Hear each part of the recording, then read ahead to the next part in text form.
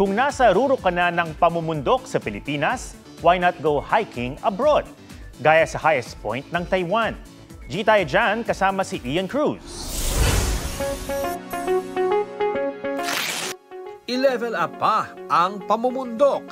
Let's hike abroad, Jade Mountain o sa Chinese, Yushan. Pinakamataas na bundok sa Taiwan. Kung pataasan din lang, daig nito ang mahigit 1,000 metro ang pambato nating Mount Apo. Pero di yan inurungan ni Matthew. Ang pinaka-challenging nga lang sa hiking ang nanunuot sa butong lamig. Iba pa rin yung feeling na negative 2 degrees Celsius ka. I think 4 yung sinuot kong layers nun and it still wasn't enough to make me comfortable.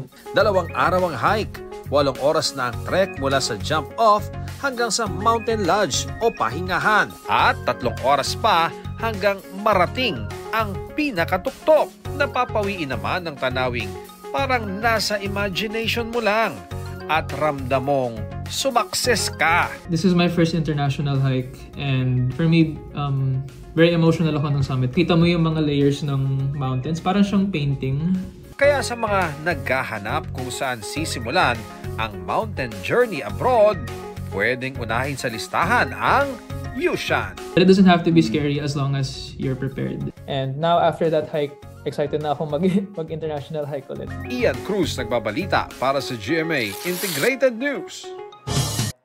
Huwag magpahuli sa mga balitang dapat niyong malaman. Mag-subscribe na sa GMA Integrated News sa YouTube.